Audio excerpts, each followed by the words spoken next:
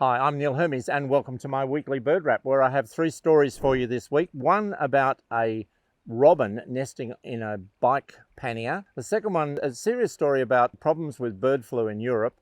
And my last story is about a great story where we're protecting penguins in their nesting grounds.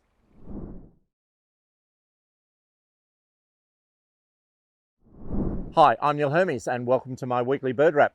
My first story is a story from the UK where a story has been posted of a European robin nesting in a pannier of or a basket on the back of a push bike.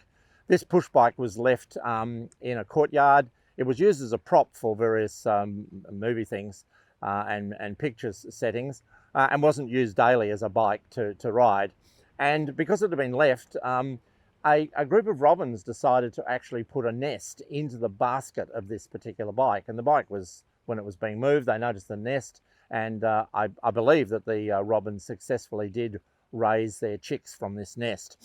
It does remind me of a story I did a year or so ago in Canberra, at the other end of the world, where we had a family of white-browed scrub wrens that nested in a bike, that it was in a shed that had been left sitting for a little while. So it just goes to show, for these familiar birds that we have around our homes, they can use all sorts of objects as safe places to nest. And a bike with a basket on the back that's been left idle for a while can, at two ends of the world, be a suitable place for a bird in Europe, a robin, in Australia, a scrub wren, to make a nest and raise a family.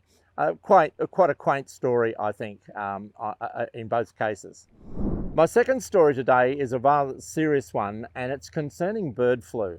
Now, with COVID, we're all much more familiar with the pattern of how viruses spread. And of course, bird flu is just another virus in the same family as COVID. And what happens every year is you get a new strain of bird flu, and the strains change all the time, and it causes huge problems in bird populations. Now, of consequence to we humans in Europe, we have large flocks of poultry that are used for producing free-range eggs. Now, these birds are subject to bird flu like any other bird, and every summer in the past, with the migrating birds coming out of Asia, new strains of bird flus have arrived. And in the past, we've been able to cope with this, but the strains now are changing. The strains are changing to the degree that they actually overwinter in Europe.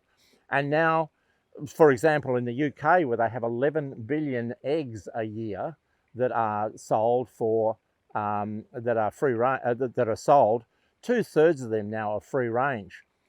If the birds can't be kept outdoors because they get bird flu and have got to be put indoors to protect them from this virus, the whole question about how we manage free-range hens changes. And even more serious, where they have 100% biosecurity hens in sheds, the bird flus are getting into those sheds as well. So there's a very serious impact on poultry production and egg production happening in Europe. And it's not just the migratory birds coming in each season from Asia into Europe. It's now overwintering forms of the bird flu. They are now looking at vaccines for birds, but this would be very expensive in terms of vaccines and in managing flocks and giving the birds vaccines. So it's something to watch. And of course, we're now much more conscious of these sorts of problems, given our closer understanding of how a disease like COVID can spread. So we should move on to a happier story. And my third story is that in Australia just recently, they've announced that we've found a biological control for a problem that causes a lot of deaths in little penguins. Now, people around the world would know about Australia's little penguins. They're famous for their parade at Phillip Island every year. They come in from the sea, they waddle up the sand, and they run through the sand dunes. They find their burrow, go into their burrow, and they raise their chicks in a burrow on the beach. And it's very famous across Australia, famous in southern parts of Australia like Tasmania and Victoria. And the little terns are a very popular bird. Sadly, in many wild locations, the sand dunes have been overtaken by various exotic species of weeds. And what happens is the penguin, when they come up the track off the beach, get tangled in the weeds and can't get into the burrow. And some species like sea spurge not only tangle the penguins and they die, but they also have a latex that comes out of the branches of the weed, which causes an irritation to the birds as well.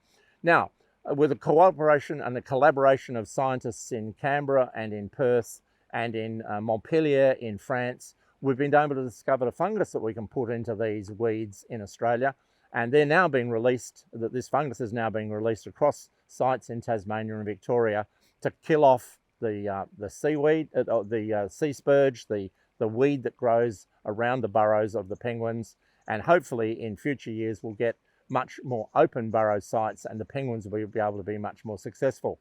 Hopefully we'll be able to find some solutions for other exotic weed species that also occur, that create problems for seabirds on their nesting islands and nesting headlands. So that's a good story and a happy story for a protection that we can now give to little penguins in southern Australia. I hope you've enjoyed those 3 stories this week. For more stories, check out my YouTube channel. I'd love to see you along on one of my safaris or one of my regular bird walks in Canberra.